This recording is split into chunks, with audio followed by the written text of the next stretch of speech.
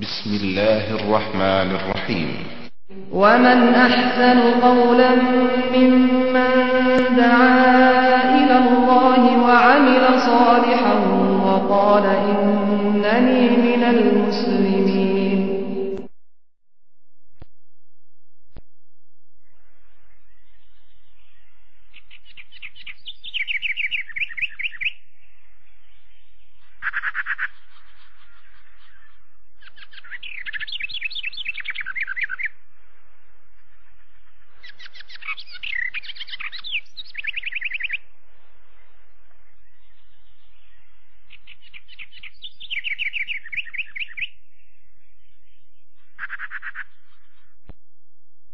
السلام عليكم ورحمة الله وبركاته.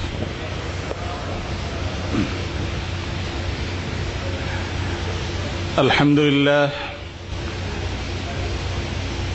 لله نحمده ونستعينه ونستغفره ونؤمن به ونتوكل عليه ونعوذ بالله من شرور أنفسنا ومن سيئات أعمالنا من يهده الله فلا مضل له ومن يضلله فلا هادي له ونشهد أن لا إله إلا الله وحده لا شريك له ونشهد أن سيدنا ونبينا ومولانا محمدا عبده ورسوله أرسله بالحق بشيرا ونذيرا وداعيا إلى الله بإذنه وسراجا منيرا صلى الله عليه وعلى آله وأصحابه وأتباعه إلى يوم الدين. أما بعد فقد قال الله تبارك وتعالى في كلامه المجيد وفرقانه الحميد: يا أيها الذين آمنوا كتب عليكم الصيام كما كتب على الذين من قبلكم لعلكم تتقون. সম্মানিত দ্বীনী ভাইরা, আল্লাহ পাক জাল্লা জালালুহু আম্মা নওয়ালুহুর সীমাহীন মেহেরবানি আমাদের উপরে যে আল্লাহ তাআলা আমাদেরকে ফিতনা এবং স্বার্থান্দের যুগে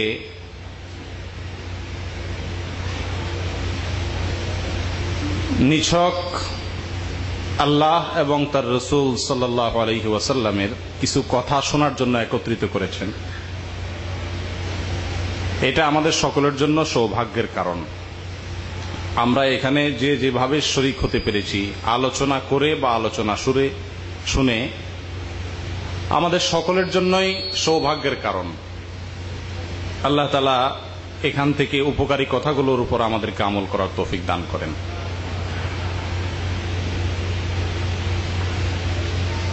আজকের এই মহতে মজলিসে মাহফিলে ওলামা একরাম গুরুত্বপূর্ণ আলোচনা করবেন। আমাদের সম্মানিত শ্রদ্ধেয় বড় ভাই শেখ রবিউল ইসলাম এবং শরীফুল ইসলামের নির্দেশে কিছু কথা আপনাদের সামনে পেশ করার ইচ্ছা আমি রেখেছি।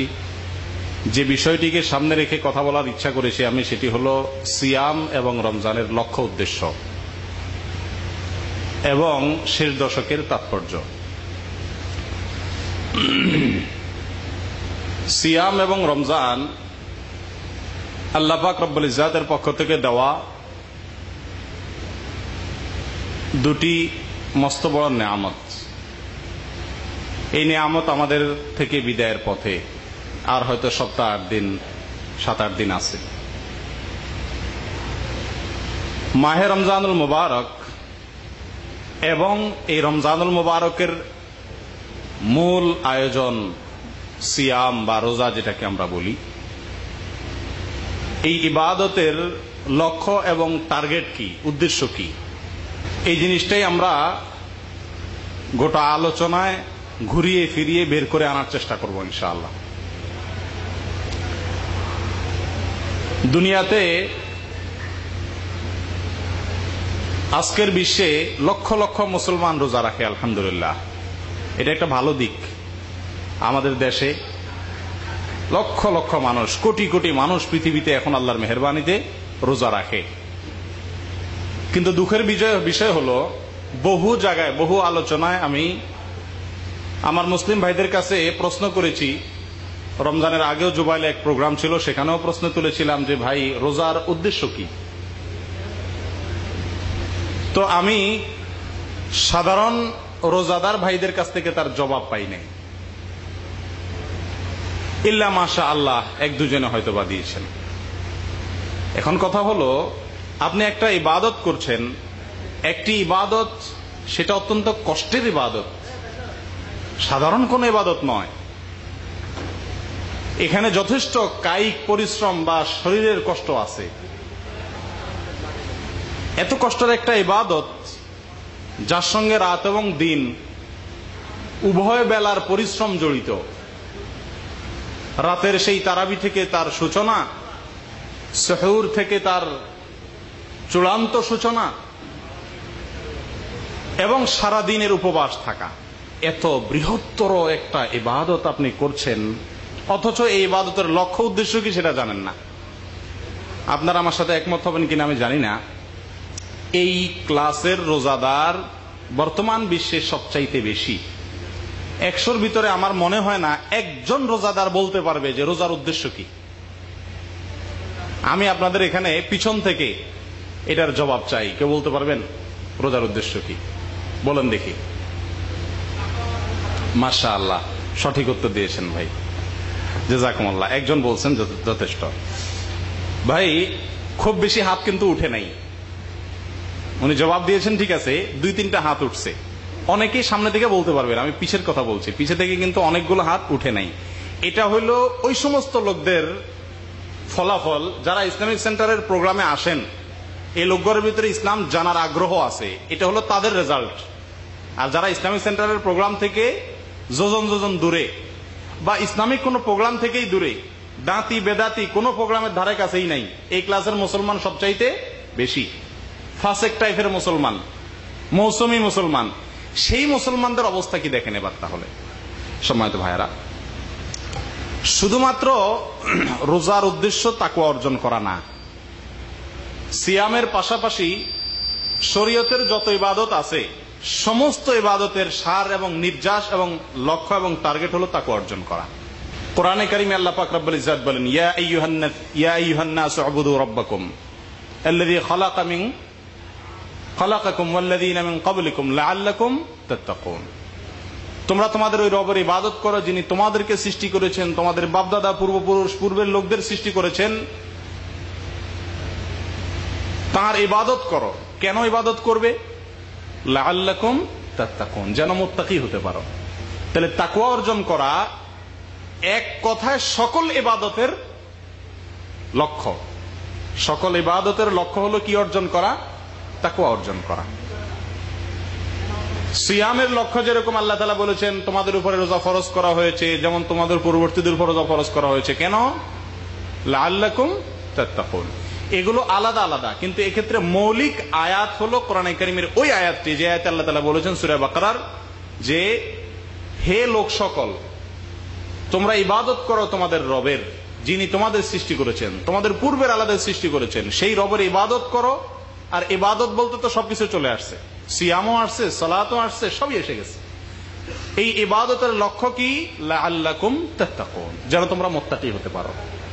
তাহলে ইসলামের যত ইবাদত আছে সবগুলার মূল লক্ষ্য এবং টার্গেট হলো কি? তাকওয়া অর্জন করা। সালাতেরও মূল লক্ষ্যটা তাকওয়া অর্জন করা, সিয়ামের মূল লক্ষ্য তো তাকওয়া অর্জন করা বলাই হলো, শুনলেন। কুরবানি করি আমরা, কুরবানির মূল লক্ষ্য তাকওয়া অর্জন করা। আল্লাহ বলেন, লা ইয়ানালাল্লাহু লুহুমুহা ওয়ালা দিমাউহা ওয়ালাকিন ইয়ানালুহু তাকওয়া মিনকুম। কুরবানির পশুর রক্ত, গোশত এর কিছুই আল্লাহর কাছে পৌঁছে না, কিন্তু তাকওয়াটা পৌঁছে। তার মানে কি? ওইটারও লক্ষ্য কি? তাকওয়া। এভাবে হজের যে শাআয়ের আছে, মিনা, মুজদালিফা, আরাফাত, এগুলো সম্পর্কে আল্লাহ বলছেন, ওয়া মান ইউআযযিম শাআইরাল্লাহ ফাইন্নাহা মিন তাকওয়াল কুলুব। আল্লাহর শাআয়েরকে, আল্লাহর নিদর্শনকে যে সম্মান করবে, এটা অন্তরের তাকওয়ার অংশ। হজেরও লক্ষ্য এবং উদ্দেশ্য বের হয়ে আসে তাকওয়া, কোরবানির লক্ষ্য উদ্দেশ্য বের হয়ে আসে তাকওয়া, সালাতের লক্ষ্য উদ্দেশ্য বের হয়ে আসে তাকওয়া, রোজার লক্ষ্য উদ্দেশ্য বের হয়ে আসে তাকওয়া, সমস্ত ইবাদতের লক্ষ্য উদ্দেশ্য বের হয়ে আসে তাকওয়া। কিন্তু তাকওয়া জিনিসটা কি, সেটা তো আরেক আলোচনার বিষয়, বিরাট বড় চ্যাপ্টারের প্রয়োজন। সম্মানিত ভাইরা, এর আগে একটা কথা বলে নেই তাকওয়ার ভিতরে ঢোকার আগে। লক্ষ্য উদ্দেশ্য বলতে এখানে চূড়ান্ত লক্ষ্য উদ্দেশ্য তাকওয়া নয়।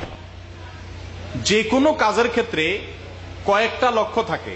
একটা হলো প্রাথমিক, প্রাইমারি টার্গেট বা প্রাথমিক লক্ষ্য উদ্দেশ্য, আর একটা হলো চূড়ান্ত লক্ষ্য। তো সমস্ত ইবাদতের প্রাথমিক লক্ষ্য, প্রাথমিক টার্গেট হলো তাকওয়া অর্জন করা, এটা চূড়ান্ত টার্গেট না। যেমন আপনি এখান থেকে বের হলেন, উদ্দেশ্য হলো এখান থেকে আপনি হয়তো এয়ারপোর্ট যাবেন, কিন্তু আপনার কাছে গাড়ি নাই। তো আপনি এখান থেকে বের হয়ে প্রথমে মেইন রোডে যাবেন একটা লিমুজিন খোঁজার জন্য। তো আপনাকে যদি কেউ জিজ্ঞাসা করে কই যাচ্ছেন, বলে লিমুজিন খুঁজতে যাচ্ছি, অর্থাৎ আমার যাওয়ার উদ্দেশ্য হলো লিমুজিন খোঁজা। কথা কিন্তু ভুল না। আবার যদি সে বলে যে আমি যাচ্ছি হলো এয়ারপোর্টে, সেটাও কি না, ভুল না। কিন্তু তার প্রাথমিক এবং একেবারে প্রাইমারি টার্গেট হলো কি করা, লিমুজিন খোঁজা। এই প্রাথমিক টার্গেট যদি সে ফুলফিল করতে পারে, প্রথম লক্ষ্য উদ্দেশ্যে যদি সে সফল হয়, লিমুজিন যদি ভালোভাবে একটা পেয়ে যায় আর বসে যেতে পারে, তাহলে চূড়ান্ত লক্ষ্যে সে পৌঁছাইতে পারবে, এটা তার জন্য সহজ হবে। সকল ইবাদতের ক্ষেত্রে আল্লাহ পাক রব্বুল ইজ্জত সমস্ত ইবাদতের লক্ষ্য উদ্দেশ্য বলেছেন তাকওয়াকে। যদি তাকওয়া অর্জন করতে পারে কেউ, তো ইবাদতের আসল এবং মূল লক্ষ্য যে টার্গেট, যেটা সেটা মানুষ পৌঁছাতে পারবে। সেটা কি?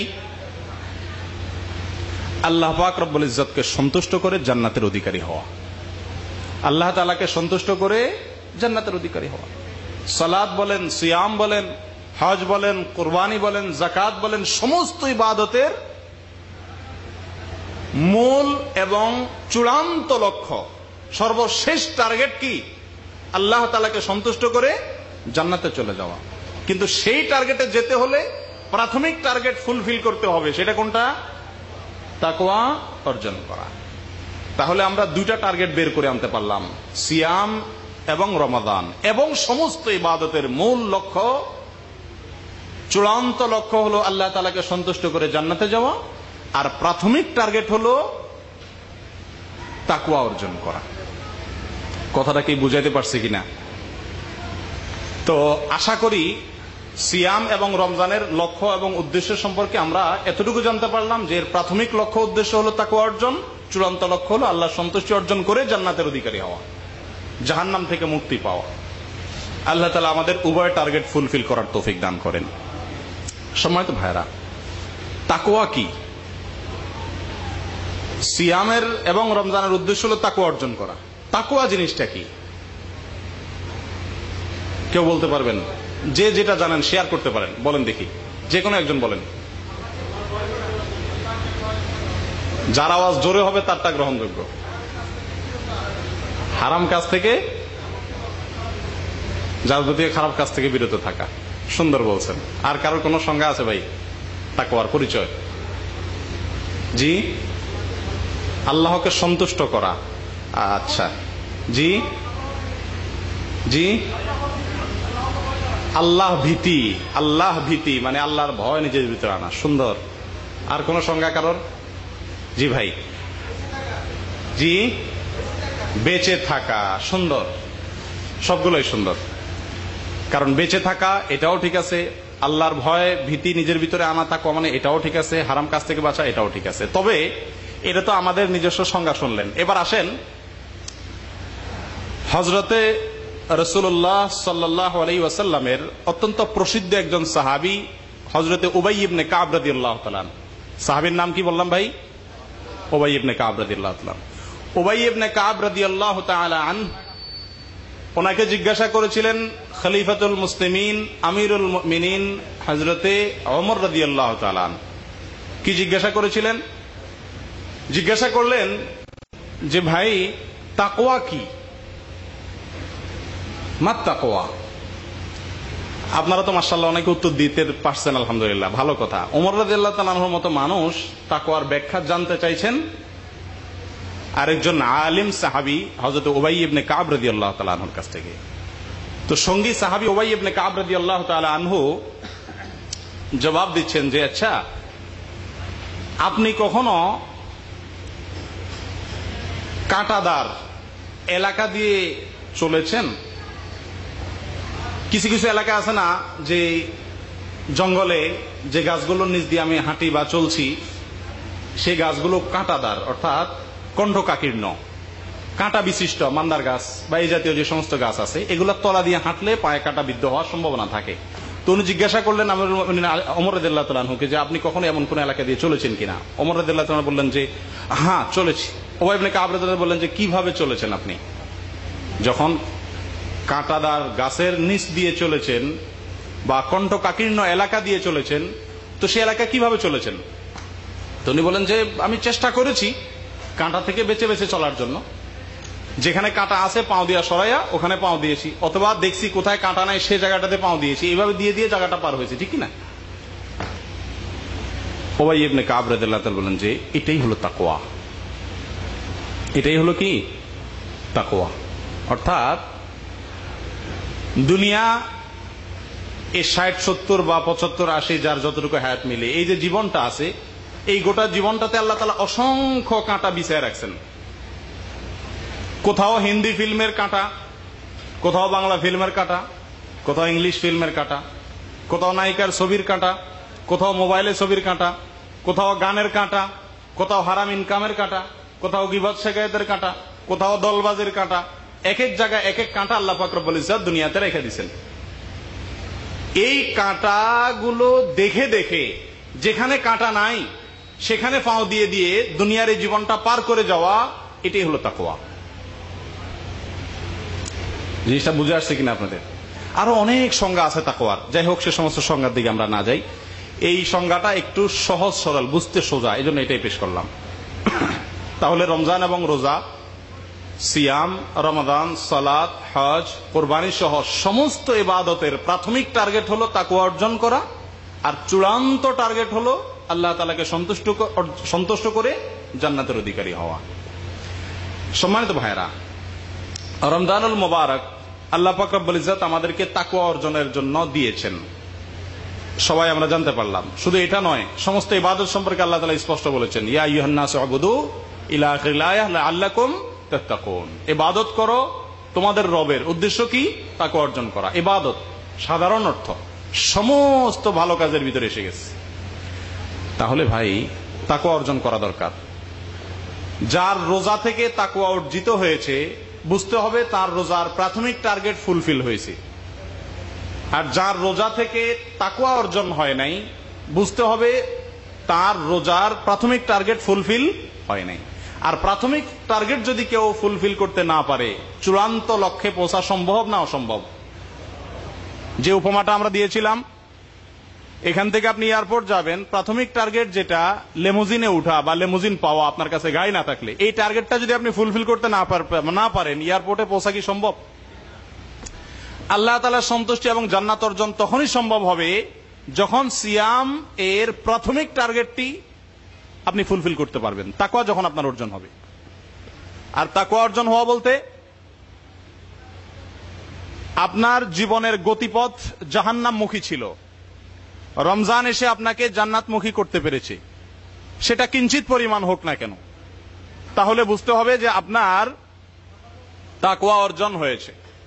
তাহলে বুঝতে হবে আপনার তাকওয়া অর্জন হয়েছে।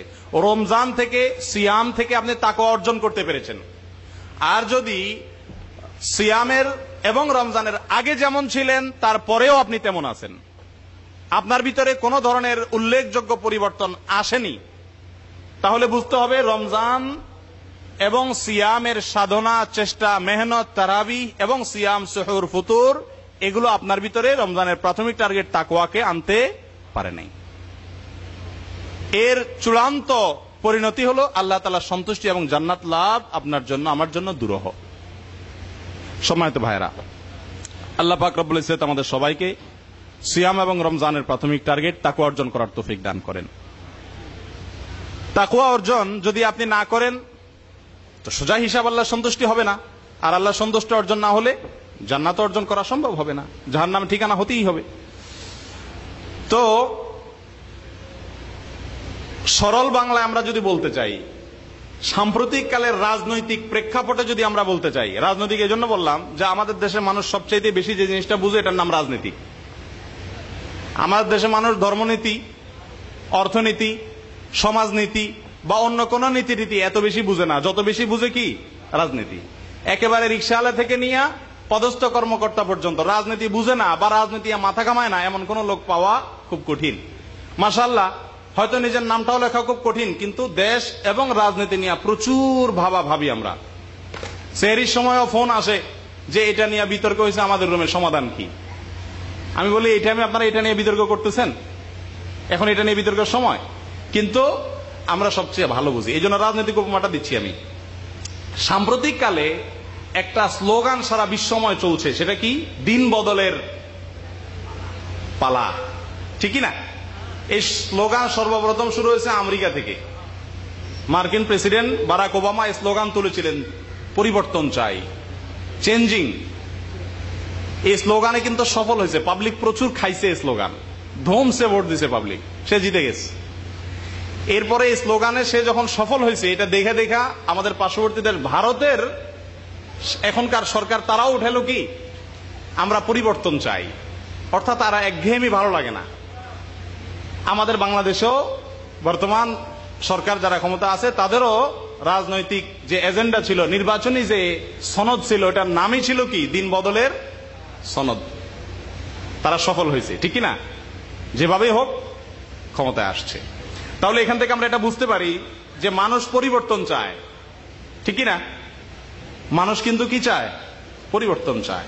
আচ্ছা, রাজনৈতিক কথা বাদ দেন না, আপনার ব্যক্তিগত জীবনেও তো একঘেয়েমি কারোর কাছেই ভালো লাগে না। মানুষ চায় একঘেয়েমি থেকে বের হয়ে আসতে, পরিবর্তন করতে, ঠিক না? কিন্তু বড় আফসোসের বিষয়, নিজের দ্বীনি কর্মকাণ্ডে পরিবর্তনের কোন মানসিকতা আমাদের ভিতরে দেখা যায় না। মক্তবে 4টা সূরা মুখস্থ করছে 80 বছরের মুসলমান, 80 বছর পার কইরা কবরে চলে যাচ্ছে, 4টা সূরাই মুখস্থ আছে। যেভাবে মুখস্থ করছে ওইভাবেই আছে, ওইটার চেক করার বা টেস্ট করে দেখার সুযোগও তার হয় নাই। সম্মানিত ভাইয়েরা, রমজান কতগুলো গেছে আমাদের এক একজনের জীবনে। যাদের দাড়ি সাদা হয়ে গেছে ওনাদের বেশিরভাগ 30 থেকে 25, 40টা রমজান আলহামদুলিল্লাহ আমরা পার করে ফেলছি, ঠিক না? একটা রমজান যদি আমার পুরা জীবন না হোক, জীবনের 10 ভাগের 1 ভাগকেও পরিবর্তন করতে পারতো, তাহলে আজকে তো আমি সম্পূর্ণ একজন পরিবর্তিত মুসলিম হয়ে যেতে পারতাম। কিন্তু সেটা তো সম্ভব হয় নাই। সম্মানিত ভাইরা, রমজান একটা যাচ্ছে, আরেকটা আসছে, আরো আসবে, হায়াত যদি আল্লাহ তাআলা রাখেন, কিন্তু পরিবর্তন আমার হচ্ছে না। আমি রমজানের আগে ফিল্ম দেখতাম, পরেও দেখবো, এখনো এরাদা আছে, অনেকে দেখে না, কিন্তু এরাদা আছে রমজানের পরে ডিশ লাইনটা লাগাবে। অনেকে জিজ্ঞাসা করি, ভাই টিভি দেখেননি? জিজ্ঞাসা করি তো বলে যে না হুজুর টিভি দেখি না। তো বলে যে দেখি না মানে লাইন খুলে রাখছেন? ক হুজুর একদম ফুল অফ। তাই বললাম কি ফুল অফ মানে বাইর করে দিয়েছেন রুম? দেখো না, রমজান মাসটা আর কি।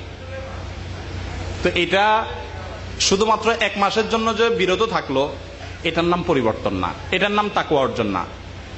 সম্মানিত ভাইয়েরা, এক কথায় যদি রমজানে আপনাকে পরিবর্তন না করে, একজন ধূমপানকারী কোন রমজান তাকে ধূমপান থেকে বিরত রাখতে পারলো না, একজন দাড়ি মুন্ডনকারী কোন রমজান তার মুখে দাড়ি আনতে পারলো না, একজন সালাতের গাফলতিকারী, সালাতের ব্যাপারে উদাসীন ব্যক্তিকে সালাতের ব্যাপারে নিয়মিত করতে পারলো না, একজন অন্যান্য সালাতে নিয়মিত, ফজরের সালাতে অনিয়মিত বা জামাত তরফকারী অথবা সময়ের পরে পড়ে, এরকম মানুষকে রমজান পরিবর্তন করতে পারলো না, তাহলে সেই ব্যক্তির রমজান সার্থক না ব্যর্থ? তার সিয়াম সাধনা সার্থক না ব্যর্থ? আল্লাহ তাআলা আমাদেরকে সার্থক রোজাদার হওয়ার তৌফিক দান করেন। আল্লাহ আমাদের রমজান এবং সিয়ামকে সার্থক করে দান করেন। সম্মানিত ভাইয়েরা, রমজানে যেন মানুষ সিয়াম সাধনার মাধ্যমে পরিবর্তন করতে পারে, তার জন্য আল্লাহ তাআলা যত রকমের সহযোগিতা প্রয়োজন, সব রকমের সহযোগিতা আল্লাহ তাআলা সৃষ্টি করে রেখেছেন, ঠিক না? শয়তানকে আল্লাহ শৃঙ্খলাবদ্ধ করে রেখেছেন, সুফিদাতিশ শায়াতিন।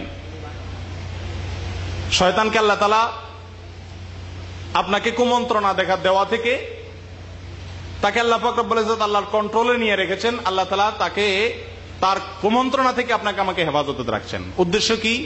যাতে আমি একটু ইবাদত বন্দেগী করে আল্লাহর কাছ থেকে কি করে নিতে পারি, নিজের জীবনের পরিবর্তন করে নিতে পারি, ক্ষমা করে নিতে পারি। সম্মানিত ভাইরা, রমজানুল মুবারকের এই প্রাথমিক টার্গেটটি ফুলফিলের জন্য আল্লাহ তাআলা শয়তানকে অ্যাটাক করে দিলেন।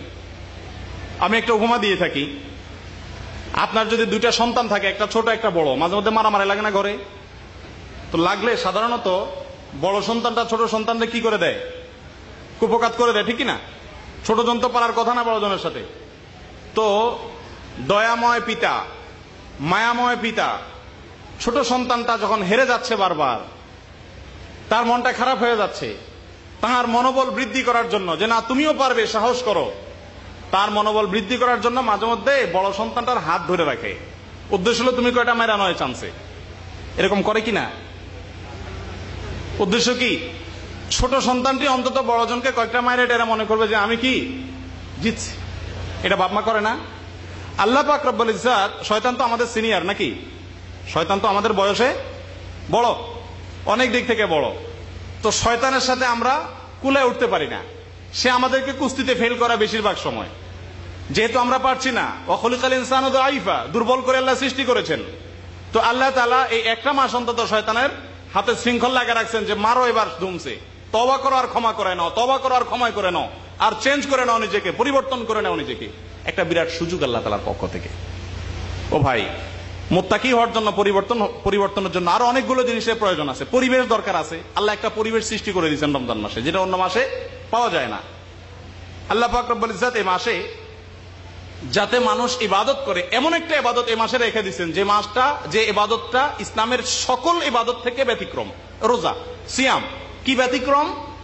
আল্লাহ বলেন যে আস-সাওমু লি, রোজা আমার জন্য।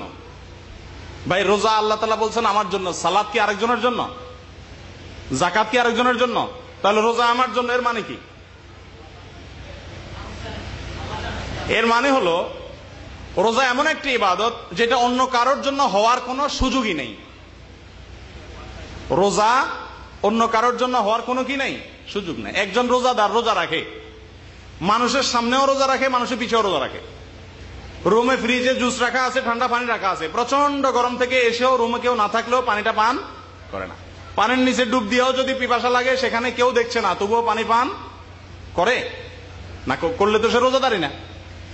যদি কেউ রোজা রাখে তো সে সদরে গোপনে, সামনে পিছনে, সকলের সামনে সে রোজা রাখে। তাহলে রোজাটা একান্ত আল্লাহর জন্য। এখানে অন্য কোন নিয়তের ঘাটতি বা দুর্বলতার কোনো সুযোগই নেই। এই জন্য সম্মানিত ভাইরা, আল্লাহ পাক রব্বুল ইজ্জত আমাদেরকে এই রমজানুল মুবারকের এই রোজা থেকে যেন আমরা উপকৃত হতে পারি, এমন একটা ইবাদত এই মাসে দিয়ে দিয়েছেন, যেই ইবাদতটা ইখলাসের ট্রেনিং দেয়। এই ইবাদতটা কিসের ট্রেনিং দেয়? ইখলাসের ট্রেনিং দেয়। তাহলে এই ইখলাসের ট্রেনিং নিয়ে 12 মাস সেটাকে কার্যকর যদি করতে পারি, তাহলে রোজার লক্ষ্য সফল হবে এবং আমি মুত্তাকি হতে পারবো। সম্মানিত ভাইরা, এই লক্ষ্যে পৌঁছার জন্য দোয়া করা দরকার না? আপনি জীবনের পরিবর্তন চান, পরিবর্তনের জন্য দোয়ার দরকার না? আমাদের দেশের যত নেতা নেত্রী আছে, পরিবর্তনের স্লোগান তুলুক আর যাই তুলুক, নির্বাচনের আগে জিতার জন্য দৌড়ায় যায় কোথায়? আল্লাহর ঘরে যায়। কে বলছে আপনার আল্লাহর ঘরে যায়? রাজনীতি করেন, খবরও রাখেন না। সব জায়গাতে শাহজালালের ফোরানে, শাহফরানের মাজারে, ঠিকই না? আপনারা কেউ জানেন না। আমাদের সকল নেতা নেত্রী প্রায়, বিশেষ করে প্রধান দলনেত্রী রাজনৈতিক প্রচার শুরু করে কোন জায়গা থেকে? সিলেট থেকে, মাজার থেকে। আপনারা জানেন না? একেবারে প্রথম নির্বাচনে যখন জনগণ সিদ্ধান্ত নেবে যে হ্যাঁ আমরা কুস্তাকুস্তি করব, মারামারি করব, তো মারামারি আর এই কুস্তাকুস্তির আগে শুরু করে কোন জায়গা থেকে? সিলেট মাজার থেকে। এখন মাজার থেকে কিছু পাওয়া যাক আর না যাক, শুরু সেখান থেকে করে। অর্থাৎ এই ধারণাটুকু আছে যে একটা অদৃশ্য কোন শক্তি দরকার, দোয়া টোয়া করা দরকার। এখন সে দোয়া কোথায় করতে হবে, কার কাছে করতে হবে, কোন জায়গায় করতে হবে, সেই সিস্টেম তো আর জানে না। এই জন্য যাওয়া জায়গায় কো জায়গায় করে, কিন্তু দোয়া তো করে। যে কোনো পরিবর্তনের জন্য স্লোগান তুললে হয় না, এটার জন্য দোয়াও করতে হয়। রমজান মাসে যদি আপনি আপনার জীবনকে পরিবর্তন করতে চান, দোয়া করতে হবে। আর আপনি যেন দোয়া করেন, সেজন্য আল্লাহ তাআলা দোয়ার সকল উপযোগিতা সৃষ্টি করে রেখেছেন। আল্লাহ ঘোষণা দিয়ে দিয়েছেন, সালাতুন লা তুরাদ্দু দাওয়াতুহুম, 3 ব্যক্তির দোয়া আল্লাহ ফেরত দেন না। এর ভিতরে আস-সাইম হাত্তা ইফতার, রোজাদার ব্যক্তি ইফতারের আগ পর্যন্ত তার দোয়া আল্লাহ তাআলা ফেরত দেন না, দোয়া কবুল করেন। ঠিক কি না? কোরআনে কারিমে আল্লাহ পাক রব্বুল ইজ্জত যে আয়াতটিতে সিয়ামের বিধান বর্ণনা করেছেন, তার পরের আয়াতে আল্লাহ তাআলা বলতেছেন দোয়ার আয়াত। আল্লাহ পাক রব্বুল ইজ্জত বলছেন যে উজিবু দাওয়াতাদ দাঈ ইযা দাআন। দোয়ার আয়াত আল্লাহ তাআলা সওমের আয়াতের পরেই আলোচনা করতেছেন। এখানে ইঙ্গিত পাওয়া যায় যে সওম এবং রোজা যে ব্যক্তি রাখবে, এই ইবাদত যে ব্যক্তি পালন করবে, তাকে আল্লাহ তাআলা দোয়ার উৎসাহ দিচ্ছেন। সওমের পরেই আল্লাহ তাআলা দোয়ার আলোচনা আনতেছেন। আর হাদিস থেকে তো স্পষ্ট ঘোষণা পাওয়াই যাচ্ছে রোজাদারের দোয়া আল্লাহ তাআলা কবুল করবেন। সম্মানিত ভাইরা, এখান থেকে পরিবর্তনের জন্য অর্থাৎ তাকওয়া অর্জনের জন্য অনেকগুলো উপযোগিতা দরকার। শয়তানকে আল্লাহ তাআলা বাধা দিয়েছেন, শয়তানের ওয়াসওয়াসা কম হয়ে যায়। শয়তানের ওয়াসওয়াসা কেমনে কম হয়? তুলনামূলক কিন্তু রমজান মাসে মানুষ আকাম কুকাম একটু কম করে, ঠিক কি না? তুলনামূলক অন্য মাসের চাইতে একটু কম করে। এই কম কেন করে? কারণ যে শয়তানকে আল্লাহ তাআলা অ্যাটাক করে রাখছেন, তার কুমন্ত্রণাটা কম হয়। কিভাবে কম হয়? কারণ হাদিসের ভিতরে আসছে, বুখারীর হাদিসে আসছে যে শয়তান ইয়াজরি আহাদুকুম মাজরাদ দাম, তোমাদের রক্তনালী যেটা আছে, রক্তনালী দিয়ে শয়তান চলাচল করে এবং সেখানে চলাচল করে আমাদেরকে কুমন্ত্রণা দান করে। আর যখন একজন মানুষ রোজা রাখে, রোজার ফলে খাদ্যনালী এবং রক্তনালী সংকীর্ণ হয়ে আসে, রক্ত চলাচল কমতে থাকে। যত ক্ষুধা বাড়বে তত রক্তনালী সংকীর্ণ হবে, খাদ্যনালী তত সংকীর্ণ হবে। আর এগুলো যত সংকীর্ণ হবে, শয়তানের চলাচল তত কঠিন হবে, শয়তানের কুমন্ত্রণা তত কম হবে। আল্লাহ পাক রব্বুল ইজ্জত তাকওয়া অর্জনের জন্য অসংখ্য উপযোগিতা সৃষ্টি করে দিয়েছেন রমজানুল মুবারকের ভিতরে।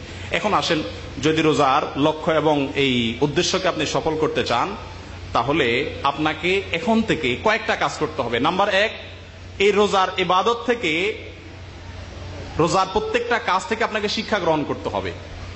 ক্ষুধার্ত থাকছেন আপনি, কেউ আপনাকে মানা করছে না খাইতে, টাকারও অভাব নাই, কোন শক্তি যে আপনাকে ভয় দিচ্ছে এমন কিছুও নাই, তারপরে আপনি রোজা রাখছেন কেন? আল্লাহর ভয়ে। যে ব্যক্তি সবার সাথে বাটপারি করে, আছে না কিছু লোক, আপনাদের এখানে নাই, আমাদের 91-এ আছে আর কি। সব ভালো লোক আপনাদের এখানে, মাশাআল্লাহ, খবর দেখা যায় সব ভালো। সব এলাকাতেই কিছু ভালো মানুষ, কিছু খারাপ মানুষ, খারাপ মানুষের সংখ্যা আরো বেশি থাকে। কথায় কথায় বাটপারি, মুখে একটা অন্তরে আরেকটা। এই ক্লাসের মানুষ বেশি না? যতজনের সাথে বাটপারি আর চিটারি যতই করুক না কেন, সিয়ামের বেলায় আসলে আল্লাহর সাথে অন্তত বাটপারিটা কেউ করে না। এটা একটা প্রশিক্ষণ, এটা একটা ট্রেনিং, যে এই যে মানসিকতাটুকু তোমার 1 মাসের জন্য এসেছে, সবার সামনেও তুমি রোজাদার, সবার পিছনেও তুমি রোজাদার, রোমের ভিতরেও রোজাদার, রোমের বাইরেও রোজাদার, কষ্টেও রোজাদার, সুখেও রোজাদার। 16 ঘন্টা রোজা হলেও রাখো, 11 ঘন্টা রোজা হলেও রাখো। এই যে রোজা রাখার ক্ষেত্রে তোমার কোনো ছলনা নেই, কোনো প্রতারণা নেই, এরকম কায়মনোবাক্যে, এরকম নিষ্ঠার সাথে, এরকম খালেস ভাবে তোমার জীবনটাকে পরিচালিত করো, এটাই হলো তাকওয়া। তাহলে রোজা থেকে তাকওয়ার ট্রেনিং পাওয়া যাচ্ছে না? এভাবে যে ব্যক্তির নফল ইবাদতে দুর্বলতা আছে, সে তারাবি পড়ে পড়ে ট্রেনিং নিতে পারে নফল ইবাদতের দুর্বলতা কাটানোর জন্য। যার ফরজ নামাজের দুর্বলতা আছে, রমজানের সেহরির উসিলাতে অন্তত ফজরের নামাজটা জামাতে পড়ার অভ্যাস হয়ে যায়। ইচ্ছা করলেই জীবনকে পরিবর্তন, শুধু ইচ্ছা দরকার। একটা মাস যখন ফজর নামাজ আপনি নিয়মিত জামাতে পড়তেছেন, রমজানের বাইরে শুধুমাত্র এই ধারাটাকে ধরে রাখার জন্য হিম্মত এবং সাহস দরকার, ইচ্ছা শক্তি দরকার, কিন্তু সেই টার্গেটই নেই। অনুরূপ ভাবে দানশীলতা, রমজান মাসে রাসূল আকরাম সাল্লাল্লাহু আলাইহি ওয়াসাল্লাম প্রচুর দান করতেন এবং ওনার দানের আধিক্য আমাদেরকে দানের জন্য উৎসাহ দান করে। তাহলে সেই হিসাবে আমরা বলতে পারি রমজানের বাইরে আমরা যেন বেশি দান করি, তার শিক্ষা এবং ট্রেনিংও রমজান মাসে পেয়ে যাচ্ছি। দোয়ার জন্য উদ্বুদ্ধ করা হচ্ছে, এই মাসে দোয়ার ট্রেনিং পেয়ে যাচ্ছি। এভাবে সমস্ত ভালো কাজগুলোর এক রকমের ট্রেনিং আল্লাহ তাআলা রমজান মাসে দিয়ে দিচ্ছেন। কিন্তু এটা থেকে যদি আমি শিক্ষা গ্রহণ না করি, এখান থেকে যদি পরিবর্তনের ইচ্ছা না করি, তাহলে এই রমজান আমাদের জীবনে কোনো পরিবর্তন আনতে সক্ষম হবে না, আমরা সফল হব না। পরিশেষে আমি বলতে চাই, এই চ্যাপ্টারটা শেষ করার আগে, রোজার 2টা প্রকার বর্ণনা করেছেন কোন উলামা একরাম। একটা রোজা হলো ক্ষুদ্র, আয়তনে ক্ষুদ্র, মর্তবায় ক্ষুদ্র নয়, আয়তনে পরিমাণের দিক থেকে ক্ষুদ্র একটা রোজা, ওটা হলো রমজানের রোজা। আর একটা রোজা আছে যেটা এই রমজানের রোজার চাইতে আরো অনেক বড়, আয়তনে অনেক বড়, ওইটা হলো রোজার আরেকটা প্রকার। এই রোজার সাথে ওটার কিছু মিল আছে শুধুমাত্র। আমার কথাটাকে বুঝতে পারতেছেন? দুইটা রোজার কথা বললাম, একটা হলো রমজানের রোজা, এই রোজাটা আয়তনে ছোট, 16 ঘন্টার, 15 ঘন্টার, 12 ঘন্টার, 14 ঘন্টার রোজা। আরেকটা রোজা আছে যে রোজাটা এই রোজার চাইতে অনেক দীর্ঘ, সেই রোজাটা হলো সারা জীবনের রোজা। এই ছোট এবং ক্ষুদ্র 16 বা 15 ঘন্টার যে রোজা আছে, এই রোজাতে যা যা আছে ঠিক সবকিছুই ওই জীবনের রোজাতে পাওয়া যায়। রমজানের রোজার সকল উপাদান কোথায় পাওয়া যায়? জীবনের রোজায় পাওয়া যায়। রমজানের রোজায় ইফতারি আছে, সেহরি আছে, কিছু জিনিস নিষিদ্ধ আছে না? জীবনের রোজাতেও সেহরিও আছে, ইফতারিও, সোহরও আছে। আমরা সেহরি বলি, আসলে শব্দটা হলো কি? সোহর। সোহরও আছে, ফুতুর বা ইফতারিও আছে, এবং নিষিদ্ধ কিছু জিনিসও আছে। রমজানের রোজা শুরু হয় কখন? রমজানের রোজার স্টার্ট হয় কোন টাইম থেকে? শবে সাদিক থেকে বা ফজরের আজান থেকে। ফজরের আজান শুরু, রমজানের রোজা শুরু। ফজরের আজানের আগ পর্যন্ত যা ইচ্ছা তা করা যায়, ফিল্ম দেখা যায়। তো আপনারা তো সায় দিয়ে দিলেন। অর্থাৎ যেগুলা রোজার দিনে নিষিদ্ধ সেগুলো সব ফজরের আজান আগ পর্যন্ত করা যায়। তাহলে রমজানের রোজার শুরু আছে, জীবনের রোজার শুরু আছে। জীবনের রোজার শুরু কখন? বালেগ হলে, প্রাপ্তবয়স্ক হলে। বুঝেন নাই কথা? যখন আপনি প্রাপ্তবয়স্ক হলেন তখন আপনার জীবনের রোজা শুরু হয়ে গেল। তার আগ পর্যন্ত যাই করেন তার জন্য আল্লাহ তাআলা কোনো হিসাব নেবেন না। কথা কি বুঝতে পারছেন? আচ্ছা, রমজানের রোজার ইফতারি আছে না নাই? কখন ইফতারি হয়? সূর্য ডুবলে, অস্ত গেলে। জীবনের যে রোজার শুরু হয় প্রাপ্তবয়স্ক হলে, বালেগ হলে, এই রোজারও কি আছে? ইফতারি আছে, শেষ আছে। সেই ইফতারিটা কখন? জীবনের সূর্য অস্ত গেলে। বালেগ হওয়া থেকে রোজার শুরু, এই রোজার শেষ কখন? জীবনের সূর্য অস্ত গেলে। দুটা রোজার মধ্যে মিল পাইছেন? রমজানের রোজা হলো 16 ঘন্টার, ওইটা হলো 50 বা 60 বছরের রোজা, বিরতিহীন। রমজানের রোজাতে যেরকম কিছু কাজ নিষিদ্ধ, ঠিক একইভাবে জীবনের রোজাতেও কিছু কাজ নিষিদ্ধ। একটা পার্থক্য শুধু আছে, সেটা হলো এই, রমজানের রোজার যদি কেউ নিষিদ্ধ কোনো কিছু করে ফেলা ইচ্ছাকৃতভাবে, জেনে শুনে খেয়ে ফেললো, পানি পান করলো, স্ত্রী সহবাস করে ফেললো, তো সেই রোজার জোড়া লাগানোর কোনো সুযোগ নাই। কিন্তু জীবনের যে বৃহত্তম রোজা রয়েছে 40, 50, 60 বছরের রোজা, সেই রোজা যদি কেউ ভেঙে ফেলে, হারাম কাজ করে ফেললো, রোজা ভঙ্গ হয়ে গেল না? নামাজ ছেড়ে দিলে রোজা ভঙ্গ হয়ে গেল না? চুরি করে ফেললো, রোজা ভঙ্গ হয়ে গেল না? মিথ্যা কথা বলে ফেললো, রোজা ভঙ্গ হয়ে গেল না? এগুলো তো সব জীবনের রোজার নিষিদ্ধ। তো গোটা জীবনের রোজার নিষিদ্ধ বস্তুগুলার কোনটা করে ফেললে রোজা ভঙ্গ হয়ে যায় ঠিক, কিন্তু সে রোজা আবার জোড়া লাগানোর ব্যবস্থা আছে। সেই ব্যবস্থাটার নাম হলো কি? তওবা। আর এই তওবার সবচেয়ে বড় অফার আল্লাহ পাক রব্বুল ইজ্জত দিয়ে রাখছেন রমজানে। ওয়ালিল্লাহি উতাকাউ মিনান নার ওয়া যালিকা কুল্লু লাইলা। প্রত্যেক রাতে আল্লাহ তাআলা রমজানে অসংখ্য মানুষকে জাহান্নাম থেকে মুক্তির পরোয়ানা দেন। জাহান্নাম থেকে মুক্ত। সম্মানিত ভাইরা, তাহলে ছোট্ট যে ক্ষুদ্র রোজা রমজানের রোজা আর জীবনের যে বৃহত্তম রোজা, দুটার ভিতরে মিল খুঁজে পাইছেন তো? এই রোজা হলো জীবনের বৃহত্তম রোজার একটা ট্রেনিং। তাকওয়া অর্জন করার জন্য বলে না, এই তাকওয়া দিয়ে কি হবে? জীবনের বৃহত্তম রোজাতে ব্যবহার করে আপনার রোজা ভঙ্গ হবে না, রোজাকে ধরে রাখতে পারবেন মৃত্যু পর্যন্ত। আমার কথা বুঝতে পারছেন কিনা? একটা উপমা দেই, সেটা হলো এই, দুনিয়াতে যে রোজা আছে এই রোজাগুলো যদি কেউ না রাখে সে কিন্তু একটু ভালো থাকে, কিন্তু সে ভালোর একটা সীমা আছে। যেমন আমাদের মুসলমানদের ঘরে যদি বেরোজগারি থাকে, আপনার দুইটা ছেলে, একটা ছেলে রোজা রাখছে আরটা রাখে নাই, যে ছেলেটা রোজা রাখে নাই এই ছেলেটা কিন্তু না রাখার কারণে একটু সুবিধা পাবে, কি দিনের বেলা একটু খাইতে পারবে সে, আর যে রাখছে তার একটু কষ্ট হবে, সে উপাস থাকবে। কিন্তু এই সুবিধাটা যে পাবে, এটা কি সুবিধা? সুবিধাটা হলো এরকম যে রমজান মাসে সাধারণত মুসলমান ঘরে সেহরিতে ডাঁটছে সবাই খায় নাকি? ধুমসে খায় না সবাই, ভালোটাই তো খায়। সেহরির পরে সকাল 5, 9টা, 10টা, 11টা বাজে কোন খানাটা থাকে? খুব ভালোটা থাকে, বাসাইগুলা থাকে না, উচ্ছিষ্টটা থাকে না। যিনি রোজা রাখেন নাই সেই সন্তানটি কোনগুলা খাইতে পারে? এই উচ্ছিষ্ট খাবারগুলো নয় কি? আচ্ছা, তাও তো তারা কেউ বেড়ে দিবে, তার সাথে কেউ বসবে এমন কিছু না। নিজের গরজে পারলে উচ্ছিষ্ট আইঠা যা আছে জুটা মুঠা বাছাই করা, মাছের পেটির টুকরা শেষ, পিঠের টুকরা শেষ, লেজ আছে, কিছু আছে ভাঙাচুরা, এগুলো পারলে খাও। এগুলা খায় না। আচ্ছা, এরপরে একটু সুবিধা সে বুক করলো, রোজাদার ছেলেটা কষ্ট করলো, আর যে রোজা রাইলো না সে একটু খাইলো। এবার আসেন সামনে দেখা যাক কি পরিণতি হয়। এখন তো সে সুবিধা ভোগ করলো। এরপরে যখন রোজা শেষ করবে, সে রোজা যখন সে শেষ করবে, অর্থাৎ রোজার টাইম শেষ হবে, যখন ইফতারের সময় হবে, তখন কি করবে? যে ছেলেটা রোজা থাকে নাই তাকে মা বাপ ডেকে এনে বলবে কি, যখন ইফতারের আয়োজন হচ্ছে, দুইটা সন্তান, একটা রোজা রাখছে আর একটা রাখে নাই, যেটা রাখে নাই এর তো সারাদিন কি বলবে, গা মুছবে, মাথা মুছবে, হাত মুছবে, আরে বাবারে চেহারা শুকিয়ে গেছে, মুখ শুকিয়ে গেছে, বাবা একটু পানি দে, একটু মুখটা ধুয়ে আস, একটু ফ্যানের নিচে বস, তুই রোদে যাইস না, সারাক্ষণ আদর করবে না?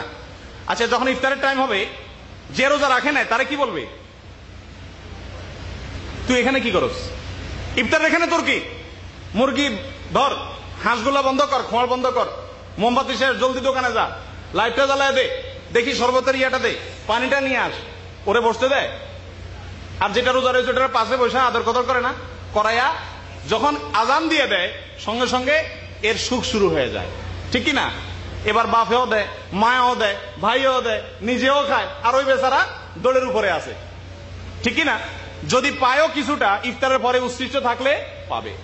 জীবনের রোজা, যেটা বড় রোজা, বৃহত্তম রোজা, এই রোজা যারা রাখে না, এগুলার পরোয়া যারা করে না, হালাল হারামের কোনো তোয়াক্কা করে না, নামাজ আর বেনামাজের কোনো তোয়াক্কা করে না, এই লোকগুলো দুনিয়ার কিছু উচ্ছিষ্ট ভোগ করবে, ঠিক আছে, ফজরের সময় শুয়ে থাকে একটু শান্তি পাবে, ঠিক আছে, তবে জীবনের সূর্য ডুবা যাওয়ার সঙ্গে সঙ্গে যে চিরন্তন ইফতারের সূচনা হয়ে যাবে, সেই ইফতারির সময় আল্লাহ পাক রব্বুল ইজ্জত যখন জীবনের রোজা যে রক্ষা করেছে, ভঙ্গ করে নাই, তাকে আল্লাহ তাআলা যখন জান্নাতের বিভিন্ন নেয়ামত দিয়ে ধন্য করবেন, ফেরেশতারা যখন বলবে লা খাউফুন আলাইকুম ওয়ালা হুম ইয়াহজানুন, আপনার কোনো ভয় নেই, আপনি আসেন, ওয়েলকাম, যখন সে আল্লাহর পক্ষ থেকে মেহমানদারি পাবে, তখন এই যে রোজাদার রোজা ভঙ্গ করেছে, তখন তারে মা বাপের ঝাঁটার বাড়ি না, ফেরেশতাদের ঝাঁটার বাড়ি তার নসিবে হবে। এবং যদি কখনো সে এই ইফতারি জান্নাতের কিছু সে ভোগ করে ও মুসলমান হিসেবে মারা যায়, তো জাহান্নাম থেকে ওই যে কিছুটা দৌড়ানি, লাঠানি, গুতানি খায়া আইসা পরে ভোগ করবে। এখন কি জীবনের রোজা রাখবেন নাকি শুধু রমজানের রোজা রাখবেন? রাখবেন। আল্লাহ তাআলা আমাদের সকলকে রমজানের রোজার আসল লক্ষ্য, আসল টার্গেট তাকওয়া অর্জন করে জীবনের রোজাকে চূড়ান্ত ভাবে তাকওয়ার সাথে সম্পন্ন করার তৌফিক দান করেন। ওয়া আখিরু দাওয়ানা আলহামদুলিল্লাহ।